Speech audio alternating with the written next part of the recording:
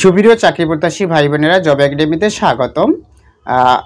আজ আমি একটা বিষয় নিয়ে আলোচনা করব। সেটা হলো আমার জব একাডেমি একটা ফেসবুক পেজ এবং জব একাডেমি নামে একটা ইউটিউব চ্যানেল আছে। এই চ্যানেলে আমি যখনই সময় পাই তখনই ভিডিও আপলোড করি, বাংলা, অঙ্ক, ইংরেজি, সাধারণ জ্ঞান এবং আপনাদের সরকারি চাকরির 11 থেকে 20 গ্রেডের সরকারি চাকরির এই লেভেলগুলোতে যে প্রশ্নগুলো আসে বা পরীক্ষায় যে প্রশ্নগুলো আসে সেগুলো নিয়ে আলোচনা করি। কিসের জন্য আমার এই আলোচনা? আমার আলোচনার এই জন্য যাতে যারা সরকারি চাকরির জন্য চেষ্টা করে, অর্থাৎ গ্রেড 11 থেকে 20 গ্রেডের সরকারি চাকরির জন্য চেষ্টা করে, তারা জন্য আমার এই ভিডিও থেকে একটু উপকৃত হয়। সেই জন্যই আমার এই যে সরকারি চাকরির গ্রেড 11 থেকে 20 গ্রেডের সরকারি চাকরির জন্য এই ভিডিও প্রস্তুত করা আমার কেন এটা ধারণা হলো, সেটা হলো, যদি কেউ প্রশ্ন করেন যে এটা কেন ধারণা হলো, কারণ আমি তো অত ভালো স্টুডেন্টও না, অত ব্রিলিয়ান্ট স্টুডেন্টও না। আমি বই ঘেটে ঘেটে এবং বিভিন্ন দিক থেকে কোনো সংগ্রহ করে সেখান থেকেই আমি এগুলো নিয়ে আলোচনা করি। এজন্য যারা একেবারে ভালো স্টুডেন্ট, অর্থাৎ যারা বিসিএস ক্যাডার হবেন, ব্যাংকে চাকরি করবেন বা অন্যান্য বড় বড় চাকরি করবেন, কর্পোরেটে বড় বড় চাকরি করবেন, তাদের কথা একেবারে সম্পূর্ণ ভিন্ন। কিন্তু যারা একেবারে মিডল ক্লাস স্টুডেন্ট, অর্থাৎ যারা ইন্টারমিডিয়েট পাস করে চাকরির জন্য চেষ্টা করেন অথবা অনার্সে অধ্যয়নরত আছেন তখনই চাকরির জন্য চেষ্টা করেন, তারাও তো সরকারি চাকরি করতে চান। আমি বলবো ওই সমস্ত ভাই বোনদের জন্য যারা মিডল ক্লাস স্টুডেন্ট সরকারি চাকরির জন্য চেষ্টা করেন, আপনারা যদি 11 থেকে 20 গ্রেডের সরকারি চাকরিগুলোর ভিতরে আপনার 11 grade, 12 grade, 13 grade, 14 grade, 15 grade এবং 16 গ্রেডের যে কম্পিউটার রিলেটেড যে চাকরিগুলো, যেটা আমাদের রিটেনে টেকার পরে কম্পিউটার টাইপ পরীক্ষা হয় এবং কম্পিউটার টাইপের পরে ভাইভা হয়, তারপর চাকরি হয়, এই লেভেলের চাকরিগুলোর জন্য কিন্তু অত ব্রিলিয়ান্ট স্টুডেন্টরা অ্যাপ্লাই করে না, কারণ তারা অনেকেই কিন্তু কম্পিউটার বাংলা ইংলিশ টাইপ করতে জানে না। যারা বাংলা ইংলিশ ভালো টাইপ করতে পারেন, অর্থাৎ ইন্টারমিডিয়েট পাস করার পর যারা বাংলা ইংলিশ টাইপ করেন অথবা অনার্সে অধ্যয়নরত আছেন, বিভিন্ন কোচিং সেন্টার থেকে টাইপ শিখেছেন, যেমন এখানে জ্যোতি কমার্শিয়াল ইনস্টিটিউট আছে, মুনলাইট, সানমুন, এরকম আরও অনেক, জব মিডিয়া, জব কেয়ার, অনেক চ্যানেল আছে। যেমন আমি টাইপ শিখেছি মূলত আমি স্টার টেকনিক্যাল ইনস্টিটিউট, যেটা পূর্ব 27 পূর্ব রামপুরে তখন ছিল, তখন ওটা থেকে শিখেছি। পরবর্তীতে আমি জ্যোতি কমার্শিয়াল ইনস্টিটিউটে ভর্তি হয়েছিলাম। কিন্তু টাইপের ব্যাপারটা হলো কি, টাইপ হলে সম্পূর্ণ নিজের বিষয়। টাইপ আপনি যত বাসায় প্র্যাকটিস করবেন ততই ভালো টাইপ পারবেন। যদি আপনি একটা রিটেন পরীক্ষায় টিকতে পারেন এবং তারপর যদি আপনি টাইপের টিকেন, এরপরে যদি ভাইবে দেন, চাকরি হওয়ার সম্ভাবনা কিন্তু একেবারে 80% থেকে 90% চাকরি হওয়ার সম্ভাবনা আছে। সরকারি চাকরিতে এই সেক্টরগুলোতেই কিন্তু বড় ধরনের নিয়োগ বিজ্ঞপ্তি হয়, যেমন কম্পিউটার অপারেটর 60 মুদ্রাক্ষরিক, কম্পিউটারটার 60 মুদ্রাক্ষরিক, 60 লিপিকার বা 60 মুদ্রাক্ষরিক এবং ডাটা এন্ট্রি অপারেটর, এই লেভেলটির জবগুলো কিন্তু কম্পিউটার রিলেটেড, অর্থাৎ কম্পিউটারে ভালো আপনি টাইপ করতে পারলে, আপনি যদি রিটেনে টেকেন, তাহলে ইনশাল্লাহ আপনাকে চাকরি হওয়ার সম্ভাবনা।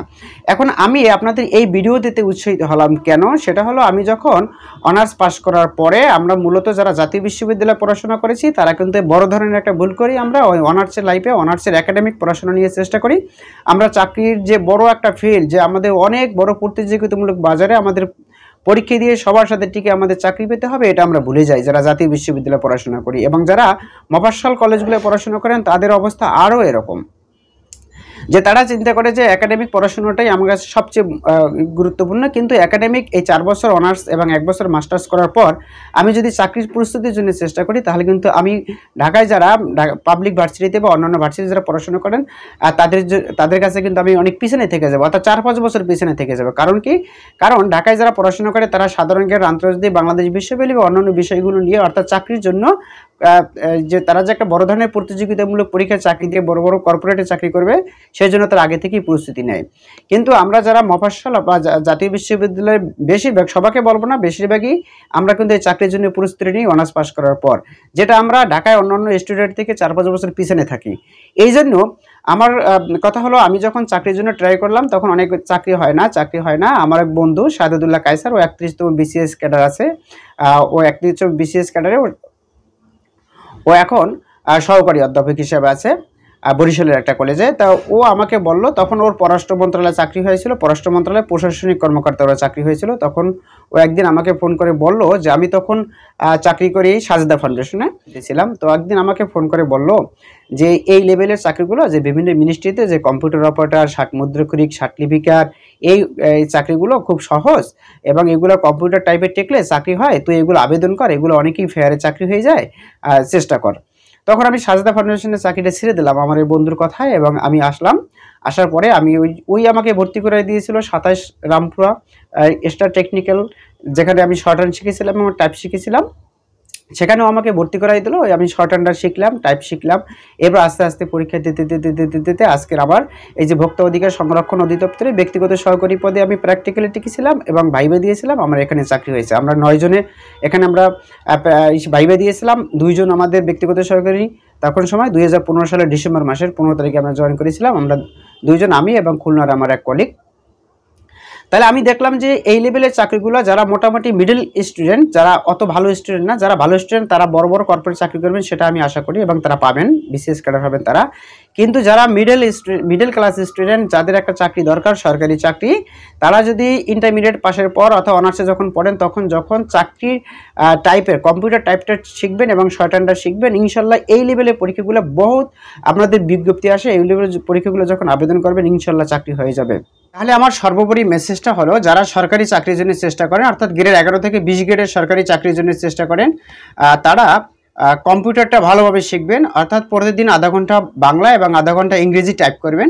এক্ষেত্রে আপনি শর্ট হ্যান্ড শেখার জন্য শর্ট হ্যান্ডের যে কোচিং সেন্টারগুলো আছে সেখানে ভর্তি হতে পারেন, যেমন Jyoti Commercial Institute, Star Technical Institute সহ আরও যত এই মুনলাইট, সানমুন এবং জব কেয়ার একাডেমি, এরকম যতগুলো আছে সে যে কোনো একটা ভর্তি হতে পারেন। সেখান থেকে আপনি রিটেনের দিক নির্দেশনা, শর্ট হ্যান্ড এবং কম্পিউটার সম্পর্কে ভালো ধারণা নিতে পারেন। আর কম্পিউটার এজটা ভালো করার জন্য আপনি কম্পিউটার পাশে যে কম্পিউটার সেন্টার আছে সেখানে বসে আপনি প্রতিদিন আধা ঘন্টা কম্পিউটার বাংলা ইংলিশ টাইপ করে নিয়ে আসবেন। কম্পিউটার কেনার দরকার নেই, কারণ বাংলা ইংলিশ যদি প্রত্যেকদিন আধা ঘন্টা যদি টাইপ করতে পারেন তা আপনার টাইপিং স্কিলে বাড়বে। আপনি রিটেনের জন্য যদি নীলক্ষেতে যে বইগুলো পাওয়া যায় সেখান থেকে রিটেনের জন্য বই কিনে, অর্থাৎ সরকারি চাকরি লিখিত পরীক্ষার প্রস্তুতি গ্রেড 11 থেকে 20 গ্রেডের ডাটা ইন্টারপ্রেটার, কম্পিউটার অপারেটর, 60 মুদ্রিক এই বইগুলো নীলক্ষেতে পাওয়া যায়। সেইগুলো থেকে যদি আপনারা পড়াশোনা করেন, আর সবচেয়ে গুরুত্বপূর্ণ যে কাজটা সেটা হলো বাংলা এবং ইংরেজি টাইপ করা। যদি বাংলা ইংরেজি টাইপ করার পর আপনি যদি টাইপে টেকেন, দেখবেন যে আপনি ভাইবা দেওয়ার পর আপনার ইনশাল্লাহ চাকরি হয়ে যাবে। শুধুমাত্র আপনার একটা লক্ষ্য স্থির করতে হবে যে আমার চাকরি পেতে হবে। এই জন্য আপনি একটা নির্দিষ্ট সময়কে আপনি বেছে নিতে হবে যে আমি এই 6 মাসের ভিতরে চাকরি পেতে চাই, বা 1 বছরের ভিতরে চাকরি পেতে চাই, বা 3 মাসের ভিতরে চাকরি পেতে চাই। এবং এই টাইমটা অনুযায়ী প্রচুর পরিমাণে আপনাকে বাংলা ইংলিশ টাইপ করতে হবে। এবং রিটেনের জন্য আমি যে নির্দেশনাগুলো দিলাম, যে ভিডিও চ্যানেল আছে বা যে বইগুলো আছে সেগুলো যদি পড়াশোনা করেন, ইনশাল্লাহ সরকারি চাকরি একদম সহজ। ভালো থাকবেন, পরবর্তী কোনো ভিডিওতে আবার দেখা হবে।